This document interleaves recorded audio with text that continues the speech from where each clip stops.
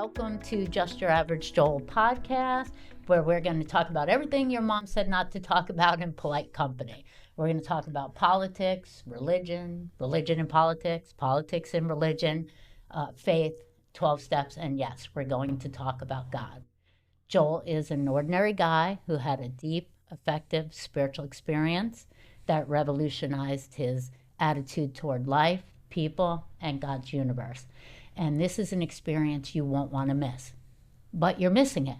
Most people are missing it. They're not having it. Why? Why are they not having this experience? And that's what we're going to talk about. Like Jake and Elwood from the Blues Brothers, we're on a mission from God. So now I'll turn it over to Joel. Okay, great. Thank you. Welcome, everybody. I'm glad to be back. I'm excited about today. We're going to talk a little bit about the history of alcohol. It's funny because we brought this up that, you're going to join this organization. Both of us are in recovery, as we spoke before. I've been 30 years sober. Jen's been sober around 26, 27 years. So it's funny, like, people join this organization and there really is no interest in where it came from, how it came about. I mean, it's kind of right. You're going to I'm joining this. It's almost like, and it's even further than that. It's actually hidden.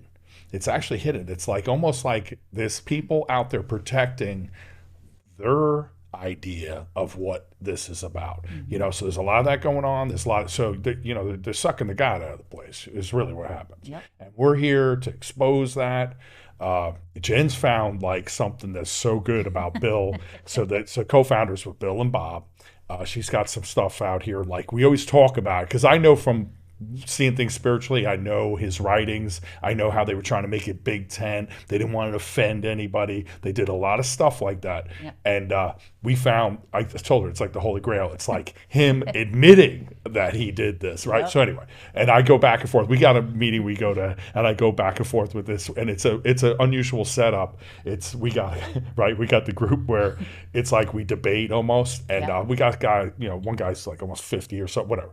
And real intellectual, and he's always, the God thing. Well, there's a lot of stories he's got going on, and it's funny because I sent him some of this stuff that we're going to talk about today, and this all ties it in.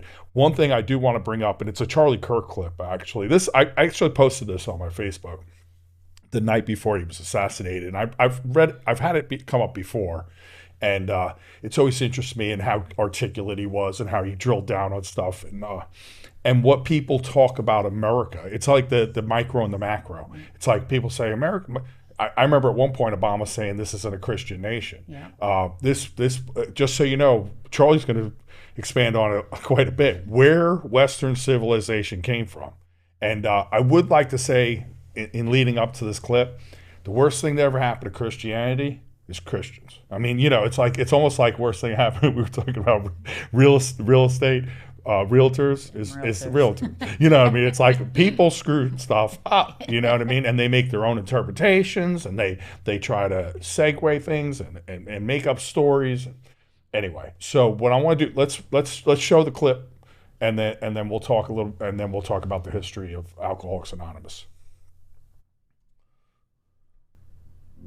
Because the Declaration only refers to God 4 times in the Constitution. It doesn't refer to God at all, and it only articulates the structure of government. So first of all, remember that we were a collection of states and colonies, and you need to read the state constitutions before anything else. 9 out of 13 of the original states required you to be a Bible-believing Christian to serve in government at the time of the founding. 13 out of 13 required a declaration of faith. 9 out of 13 required you to be a Protestant, except Maryland, which was Catholic, which still required a declaration of faith. Almost every single one of the original state constitutions, Pennsylvania included, they had, I profess Lord and Jesus Christ as my Lord and Savior in the original state constitutions. You remember, we're a collection of states before that. Secondly, 55 out of 56 of the original signers of the Declaration were Bible-believing, church-attending Christians. So common law is inherited from Blackstone, who was Christian.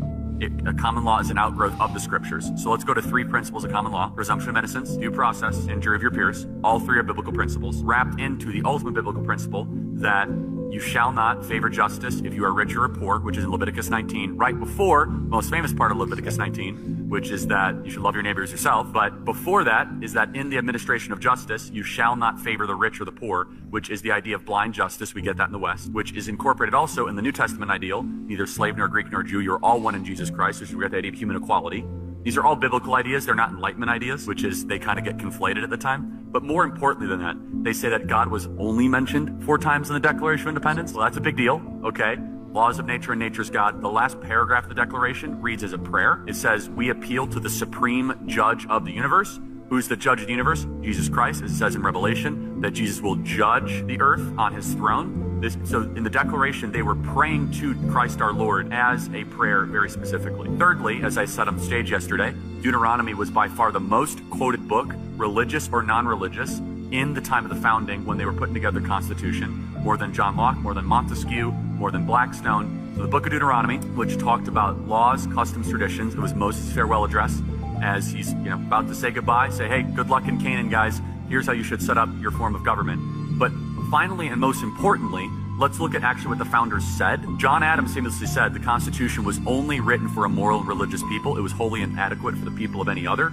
The body politic of America was so Christian and was so Protestant that our form and structure of government was built for the people that believed in Christ our Lord. One of the reasons we're living through a constitutional crisis is that we no longer have a Christian nation, but we have a Christian form of government, and they're incompatible. So you cannot have liberty if you do not have a Christian population.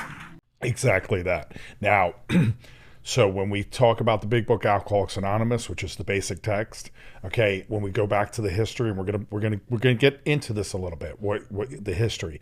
First 4 years of Alcoholics Anonymous, they didn't have, just so you know, they didn't have this big book that they carry around. They idolize it. Some people sleep with it. I mean, it's a weird thing, but they love the big book. It's the greatest thing ever. I got that. But the first 4 years of Alcoholics Anonymous was coming out of certain books, right?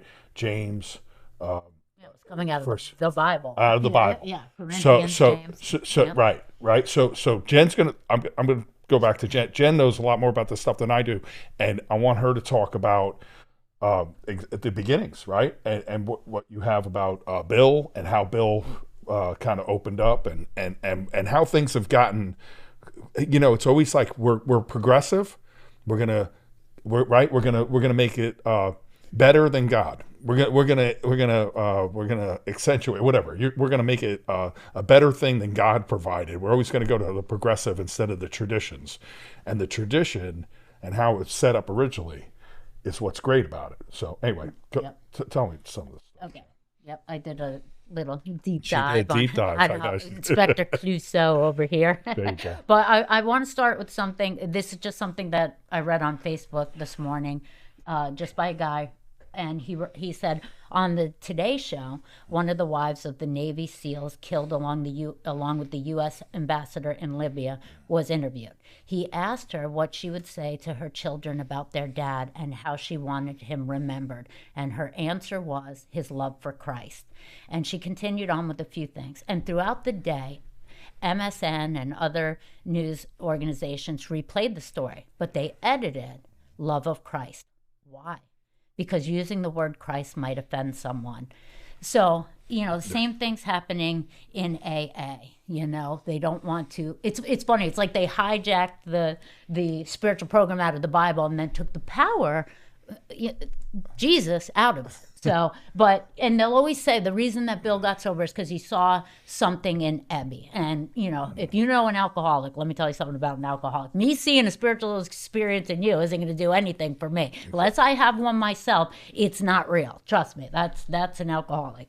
So, they leave this part out. What most people don't realize is that when Bill Wilson, the co-founder of AA, first encountered recovery, it was through a very direct Christian experience. When Ebby Thatcher came to see him, Ebby told Bill that he had got religion at Calvary Rescue Mission. Bill later went there himself, surrendered, and had a spiritual awakening that ultimately became the foundation of Alcoholics Anonymous. Why did they remove that? Why did they remove that from AA? The spiritual roots matter. Bill didn't get sober because he saw Ebby's transformation. He got sober because he had one himself. He didn't get sober going to meetings. He didn't get sober on psychology. He didn't get sober on willpower.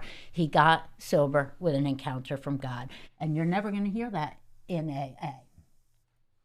Well, yeah, you're not gonna. Well, and the thing about when you're talking about Bill, what you discovered today was what Bill. Well, we because the one guy that we go back and forth with all the time, I sent him the thing from Liberty Magazine where Bill starts saying, because Bill was a salesman, Yes. right? Yes. So Bill was a salesman. Yep. He didn't want to offend. He didn't want to offend. Big tent, everybody in. Everybody, right? He wanted as many people, and everybody, when they get sober, that's what they do. We want to save the world. We're like everybody. We want everybody to have this. Yeah. Well, as soon as they get sober, they want to be drug and alcohol counselors. Well, that too, and we want everybody to be sober, and so he left it. What Jen will read you is where he left it out on purpose. Yeah, I found this in Ernie Kirk's book, Not God. Okay, so they're talking about Bill meeting with Ebby, and he said he was willing to concede religious comfort might be all right for some people, the old, the hopeless, the people beyond love, but he was different. Bill had a big ego, okay, and he went to a big school, and he said that what he learned was that man was God, okay, and he didn't want to give this up. And he always said, if he got as bad as Ebby, he'd quit. And now, Ebby, Bill almost got locked up. Ebby actually got locked up, okay? And so now here's Ebby sober, okay? And Bill said, and Ebby looks at him and he says, I got religion. And Bill says, oh boy, he was cracked on alcohol, now he's cracked on religion, okay? Would I have it? Of course I would, because I was hopeless, okay? So when Ebby left, Bill ended up going to the Calvary Mission where Ebby got saved, and there's, a whole encounter about him going up and giving his life to Christ, okay? And so then when he starts writing the book, here's what I found today. Okay, so in the first telling of his story, Wilson slid quickly past what happened. He had learned that recounting it injured rather than aided his credibility. When he talked about this spiritual experience, he felt like people didn't believe him, and so he slid past it quickly. He cared more about his reputation. He cared more about, people were trying to say, maybe it was alcohol tremors, maybe it was delirium, maybe it was, and so Bill, wanting to get everybody in, slid past his encounter with Christ, and I think it was like and I want to say this. And people started coming in droves. There's, I found in here too, where it said they started having large number comes in. He wrote to Liberty Magazine in 1939. He said, now they're coming in large droves. But what he realized, large number, less power. Right. He was in that thing with Bob, right? He wrote a letter. He wrote a letter to Bob, and he said, we're going to have to go back to the take it or leave it attitude. We cannot be all things to all men. And they were having greater success in Akron than they were in New York. In Akron, they were getting on their knees and giving their life to Jesus Christ, and they were staying sober in higher numbers. So Bill realized that he was wrong. Well, he's a salesman. So like when you're in sales, I was in sales for years, and Jen's in sales, but I we call it a hair on the deal. I actually sold cars. So what would happen is, if you don't confront things up front, you wind up kind of hey, it's okay, you don't have to do this, you don't have to believe this, and then you get them down the road. Well, what happens when they're down the road a little bit is, all of a sudden they call it hair on the deal. So then they would, like in the car business, they'd call a box closed. So they'd throw them in the box, which would be the finance office, and they keep them in there, and then they try to work out all the bugs. Just get them in here. Well, that's kind of what AA started being. It's kind of like, let's get them down the road. You don't have to believe. You don't have, just make it. Let's just go through the steps. And then they're going, now this is where we're at in Alcoholics Anonymous now, where people are not having this experience. Just so you know, they're not having the experience at all. They got verbiage. They got the lyrics, they don't have the melody, so they got a lot of talk. It's turned more into like behavior modification than transformation. Exactly. Well, and without a sincere confrontation. When we were in We Agnostics, and the guy said, "Listen, I had to throw away lifelong perceptions and ideas. If I say, and I'm not saying you got to push Christ or any of that. We're talking like that. Like I said, the worst thing that ever happened to Christianity is Christians. It's like, we're not even saying that, but we're in meetings now, and they're saying you don't even need to believe in God. It's like, you don't need to believe. They've watered it down so much." And the people that I notice that have educational variety say, they look at guys like me and say, that's spiritual experience. Well, that's you, but we're educational variety. What does that mean? Educational variety, you should be having the exact same experience that I had in a moment should happen to you over time.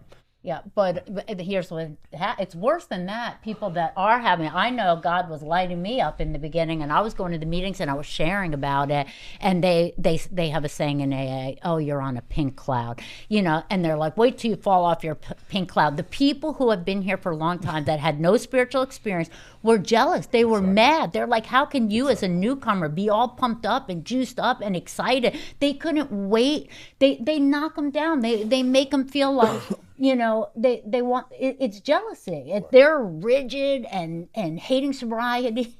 It's, kind of mean and nasty. And in comes the newcomer. Just what he said about, it's like, now the hierarchy in AA is like about time, and there's a lot of ego stuff in there. So if you come in, if I have 20 years and you come in and you have this experience, but I haven't, then I have to say, you're on a pink cloud, wait till that wears off, And they have to protect their own house of cards. Yep. They built a life of self. They haven't broken into the fourth dimension of existence. They're still in 3 dimensions. So that means they're about people, places, and things. They're about the book. They're about the meetings. They're about religion. And that's not what Alcoholics Anonymous was about. Alcoholics Anonymous was meant to be about a relationship, which is something that's all the time, everywhere. They've narrowed it down to this little place. You go in there. They've actually made it smaller than what it was meant to be. It was supposed to be so much bigger, so much greater. I was in the meeting one. I said, you guys want to suck all the juice? You want to suck out all the goodness, all the greatness? If I can do this, it ain't that great, just so you know. Right? It's not supernatural. If I can do this, then anybody can do it. It's not that anybody can do this. It's like only God can do this, okay? But you have to be in a place where you're willing to do that. So we got a lot of people that have to protect and these are what's happened in alcohols. I'm just telling what has really happened is we got a lot of people that are that can stay sober without God. Without a spiritual experience, without a transformation. Potential alcoholics, not the real. Potential alcoholics. And they're over there at the gate saying to other people, well, I didn't have to do this. I didn't have to do this. Basically there's a thing that Christ talks about, the 7 woes. And I shared that in me while I said, watch out, man, 7 woes. One of those 7 woes is don't be holding people out the gates and keeping them out because you're out. It's almost like they're almost like holding you back from having God blockers. You've heard the word. But we'll just say the God blockers. You heard the other one, but these are God blockers, okay? And it's like, and they get upset because remember they've built their whole life on this thing. Well, exactly. Now I'm going to pull it out. Well, what's going to happen? Well, and here's the other thing. I remember what I told you the other day. It takes a miracle to survive a tornado. It doesn't take a miracle to survive a rainy day. We went to a meeting last night. The guy got a DUI. He had a drink, and he decided right after the one drink, that was it. And he never drank again. And he's up here telling, it's like... Which is fine. That's fine. It's fine, but he didn't lose the power to choose and drink. He wasn't where I was. It's, and so that is a big thing. You got ex-problem drinkers. They've been sent by the judge. They've been sent through treatment. They've been sent by the wife. They haven't hit a place where they could only come back. Because the guy said it to me in a meeting. He said it to me in a meeting. Well, I didn't need divine help. He didn't need divine help to get sober. Well, that's what I'm saying. What irritates me about it, what aggravates me about it, is we're in a big book of Alcoholics Anonymous meeting.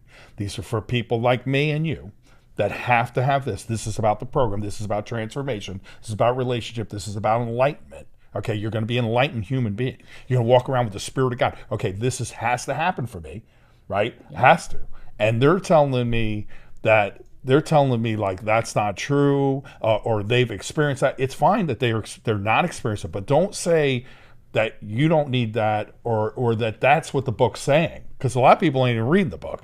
They don't even know they're actually, so you go into a meeting with Alcoholics Anonymous and you hear this whole different message. If you get into the book and really read it and look at it and see what it's saying and pray about it while you're reading it, you're going to see a whole different world. You're going to see a different story that they're telling in the program. Yeah.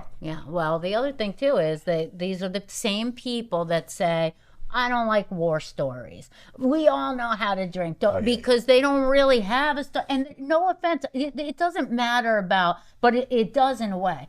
I need to know how bad. Not even your drink. There's people that are living in a house with their 3 kids, with a husband, with a Mercedes in the driveway. I'm not talking about that. But they had such a collapse emotionally, spiritually. They couldn't go on one more day. I need to hear about that. I want to hear about that. I want to hear about the miracle that the Lord did in your life. That is like you said, the juice of AA. And they want to cut that out too. Well, they want to cut that out too. And it gets so weird that, like, the one guy's talking, he's like, well, we're only on step 2, and we go through we agnostics. So the whole thing, we agnostics convince you not to be agnostic. And then he's like, well, you're going to make a decision to turn your will and your life over to the care of God. Well, in that whole thing, it's like it's not a small decision. They're trying to make it into a very mundane thing. You don't need a lot of stuff. It's the watering down. And that's what happened from the beginning. If you look at the history, right, where Bill was a certain way, and then he had people in his ear, right? Well, and they said it. They wanted money. They wanted money, and they wanted membership. He wanted to get people. They needed money. They wanted to sell books. What do they always say? Follow the money. Right. So in that process, they're like, it got watered down. It's exactly what got watered down. Yeah, he had Jim Burwell was the unbeliever. He had Hank, in his ear. They wanted it to be more psychological, more science, more than they were very afraid of it being religious and I understand and offensive. And limiting who could get sober, who could come in. Sure. I'm sure a lot of it was out of love of the alcohol. Well, of course, you and I talk about that. You love that you have a heart for the alcoholic. Bill, if you look at in the wives, he acts like he writes. First of all, he writes to the wives, and when he writes in there, he's like, "Well, give him another chance." I mean, you should hear how soft he is on the alcoholic. Yeah. It's like people when they read it, they're like, really? because he's got a heart for the alcoholic, yes. Just like he's extra sympathetic, Yeah. So Bill does a lot of that stuff. Bill's like and then you said about the 4 absolutes. What about the 4 absolutes that you talked about? They had absolute love, absolute purity, absolute selfishness, absolute honesty. And he said alcoholics can't be absolute anything. So it was a softening. It was a softening. Bill said, listen, they can't be, but the problem with that was, how do you really know what you are if you're not putting it against something that's absolute? It wasn't meant to be that you're going to be that. Well, yeah, it was never meant to be a goal. It right. It was there to expose everything inside. Like you said, an X-ray. Exactly. to pinpoint. But that's another thing. What do they say in AA? You're not bad. You're sick. Yeah. No. You're bad. You're evil, and you need to change. How about that one? I'm just saying how my spiritual awakening happened and my experience in that room that day. I was sitting there. I said, God, I don't want to be this or live this way anymore. I had looked at myself and saw how absolutely disgusting I had become. And God can work with that. It's, and a lot of people, that's what they're doing. When you say that, here we are building in the program. I do nice things. I do good things. See, I did this for this person. So they almost like a synthetic salvation too. It's like they're building themselves up as good people. And I'm not saying that I don't do good things and everything, but I always know that I'm a sinner. Well, it's like, Jesus, I know I'm a problem. The only good person actually said no one's good but the Father. And then we're in AA trying to build us up. Being good. It's a house of cards too. And they defend it with everything. They get to a place where they defend it with everything because they know that if you pull that out, I'm just saying, it's almost worse when they've been sober. The people that are newer are more apt to open it to this than people that have been around a while, because the people that have been around a while have more invested in that. They have more invested in that idea that they're and about sponsors and people and groups and all that stuff. That's what they're built on. Yeah. So you can't really mess with they defend that like big time. Well, exactly. And I think it's, the whole first step experience is ego deflation at depth, but they fight that. I think they even hear when you say that we're sick, not bad. No, you're bad. I mean, alcohol's but a symptom. We have to get down to causes and conditions. Exactly.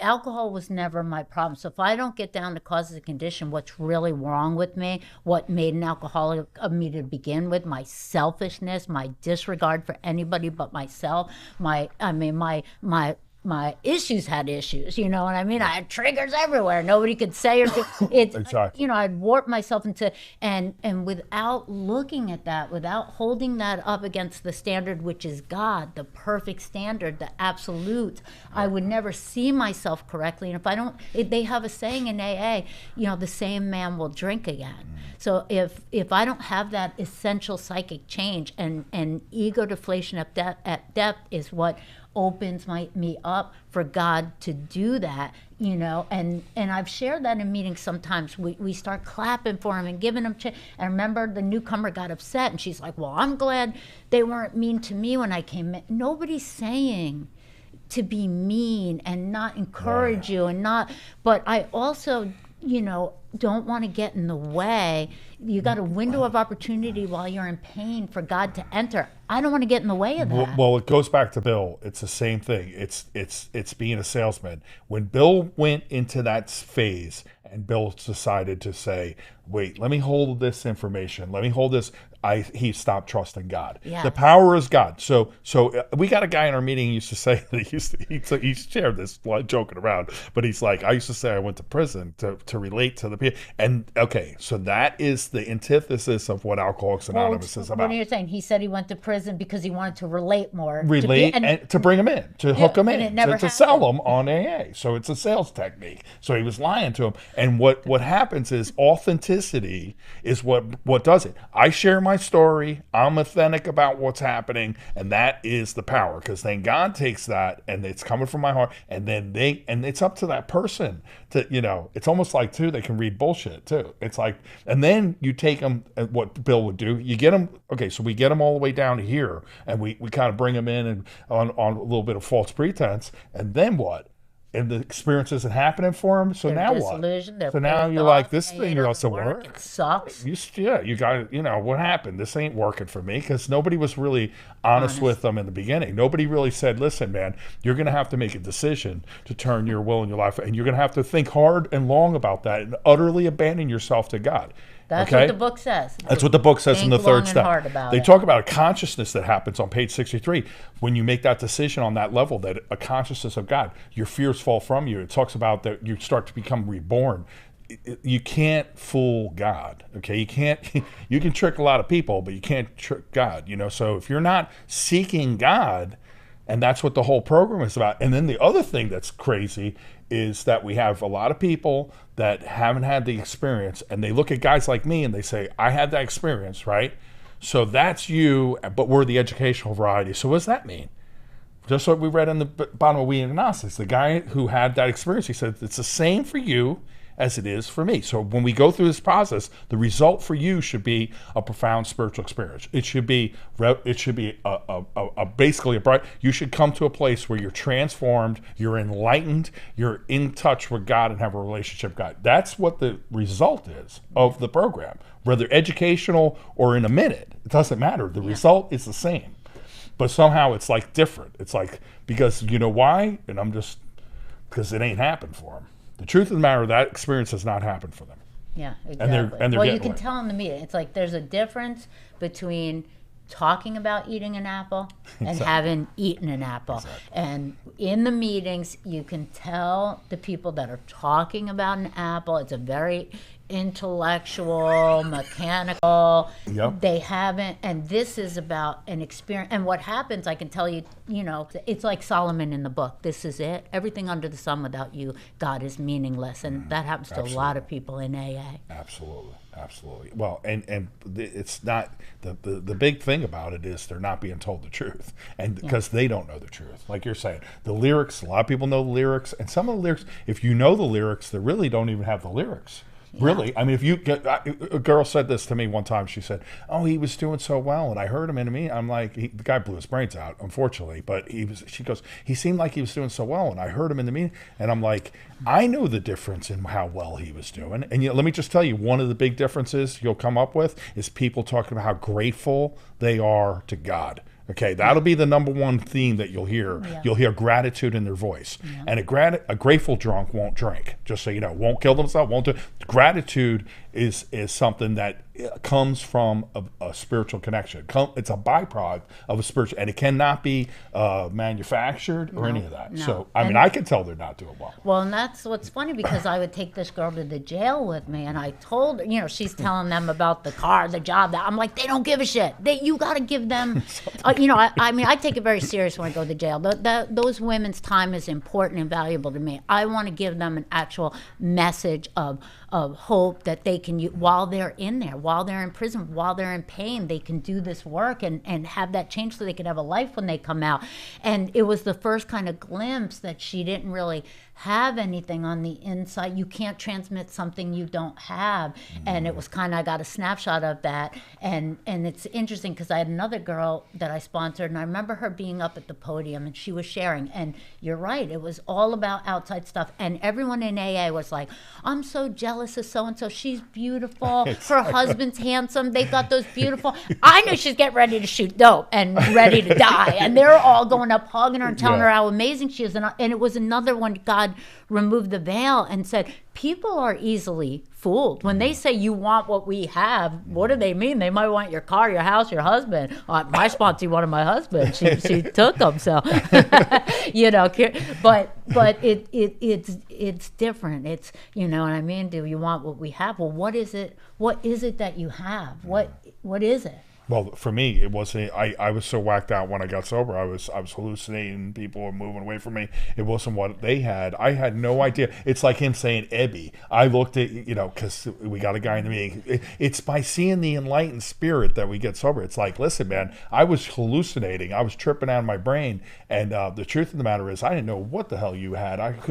But I didn't want what I had. See, that's step one. I didn't want what I had. And once I got to a place where I didn't want what I had, then it almost, and they get caught up too in the belief, and you know, because if I mention Christ, which I don't usually in a meeting, I just mention you know, God or whatever, you know, because you know, people, when you say Jesus, they'll start moving around their seat, you know, not because of Jesus, because of them, you know, what their experience is. Like I said, and a lot of them maybe have had a bad experience, but when they so I usually don't mention that, but I lost track where I was going with that. But yeah, so that's one thing that I don't usually mention that. I don't push it. I don't kind of push that, because that's really not the big indicator. That's where I was going with it. That's really not the big indicator. Yeah. It's how are they internally rejecting where they're at in their life? What are they truly seeking? A head-heart prayer. Are they truly seeking from their head and their heart, saying, please, I mean, like, God knows his name. Right. It's like, you don't have to have it defined what God is and all this stuff. You just got to know you're not God. You don't have the power. And then you start moving towards God. That is the number one thing. Number one thing. So then the guy, because he's slowing him up again. I'm thinking, I'm going to have a spiritual awakening by the end of this meeting. This guy, I love the guy. You know, I mean, we do. We go back and forth. But he's like, he's slowing him down. He's like, well, they're not ready. You know, we're only on step 2. And I'm like, well, I'm going to have a spiritual experience by the time he gets going, you know, puts his, you know, come on, let's move it along. Because you can't transmit he hasn't had that experience. So what do you do in AA when you haven't had that experience and you're taking people through the steps? I guess you just are honest that what? I don't know what they do. I mean, I mean, for me personally, I know I don't have the power. I also know what tends to happen with a lot of sponsorship too is they tend to have ownership over. They feel like they have more power in it than they do. I know that this is between me and God. I know the sponsor is only as good as the sponsee. So really, I'm just a sounding board. I'm just going through the motions. They are the one that's going to make the decision to turn their will in their life. They're the one that's going to make that. And I can't judge that. I have no idea what that is. That's an internal thing between. When I was talking to the one guy, I said, listen, this is between you and God. This has nothing, you know, now if they don't believe, I'm not a guy that's going to be for them. They might deal with more people that don't believe and that are okay with that. Well, let's just write some stuff down. Well, they have a program for that. Yeah, it's called Smart Recovery. We got because Smart they're too Recovery. smart. They don't need God. I mean, seriously, why are you coming to AA with the low bottom drunk that says the only... What are you going to say to them? You have to have God's help. Oh, we're going to read that next week. It goes in there. I said, I want them to write it down 100 times. You have to have God's help. Divine. Why come to our program and say that you don't need that? Why not just go to Smart Recovery where they don't need God? They didn't have to have divine help. Why come to our program? And here's the thing. We have a thing in CODA. Okay, in CODA they say don't use you and we statements. Say I. And I think they should do that in, they're always in AA going, you don't need God. Well, wait a minute. You don't know what I need. Why don't you just say it? Why not just come out and say it? I don't need God. I didn't need God to get sober. I don't need divine help.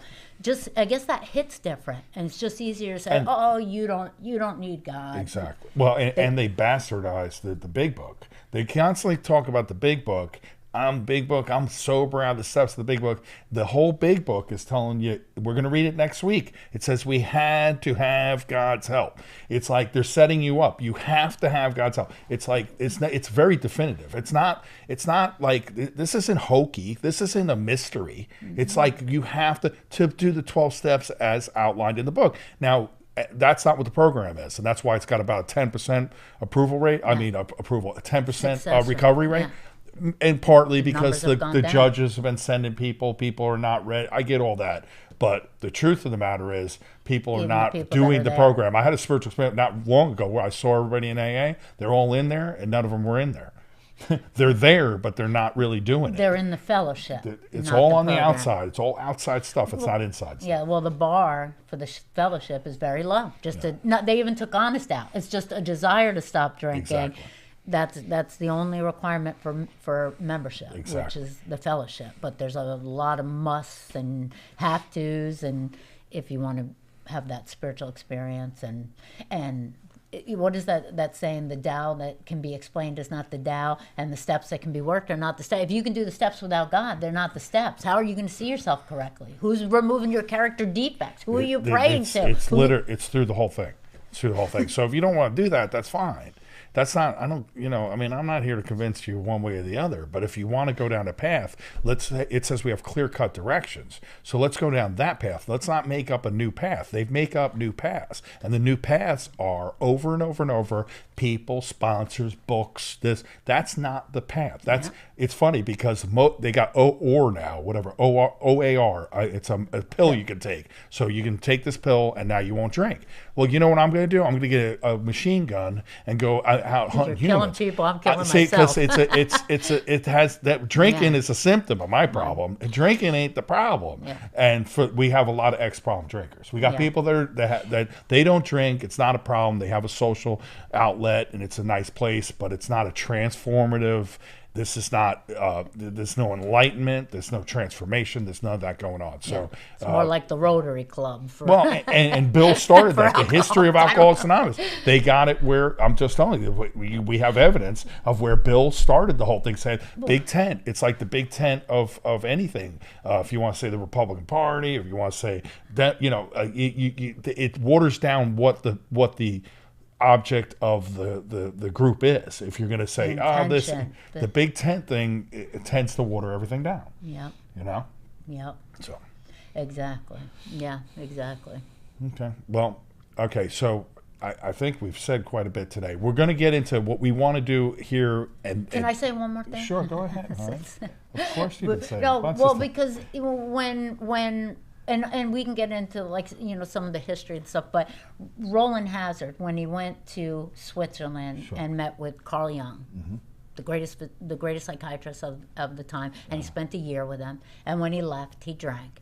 And Carl Jung told him that alcoholics are I gave you everything that psychiatry had to offer you. Just like Dr. Silkworth told Bill, I gave you the best that medical has to offer you. Exactly. Okay? But alcoholics of your type, it's a certain type, of the hopeless variety, the real alcoholics of your type, I've only seen get sober with this type of conversion experience. William James wrote a book about a variety of religious experiences. He said, you got to have this religious conversion experience.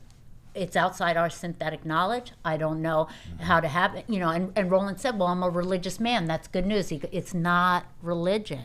It's not religion. You've been going to church and it hasn't happened for you. It's an experience. It's relationship. And he said, well, how do I have it? He said, I don't know.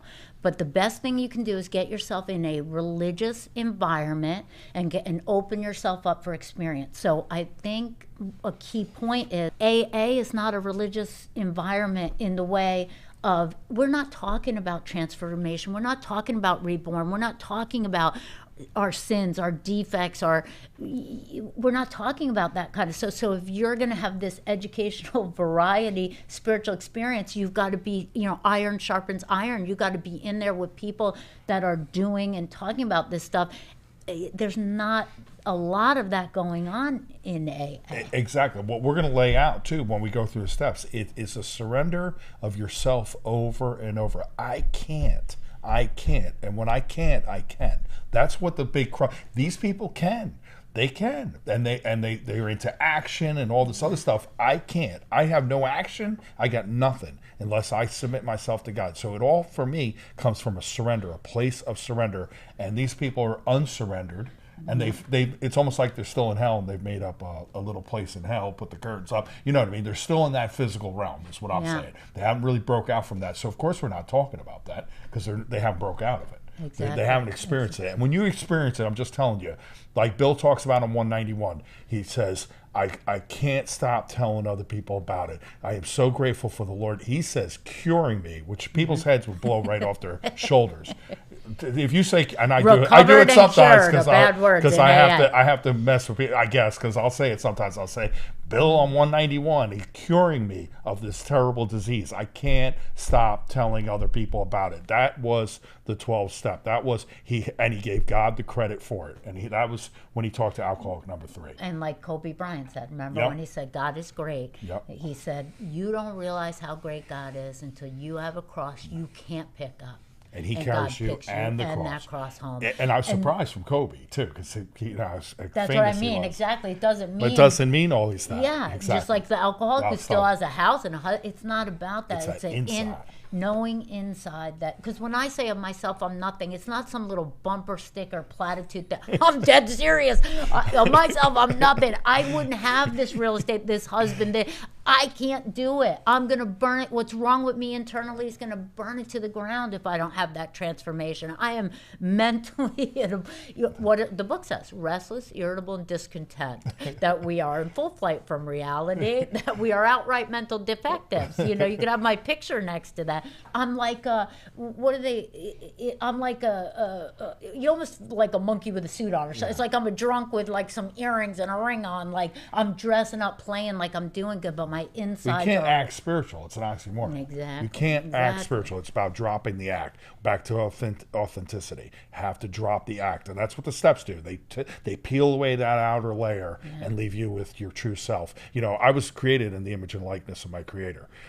But you know what came? I piled all this ego on it and all this acting and all this stuff over all the years. And what the process will be, we're going to go through that over the next weeks. We're going to go through all the steps. We're going to go through step 1. We're going to go and we're going to break it down, going through the steps and why you have to submit and surrender for this to happen. Yes. If you don't want to, that's up to you.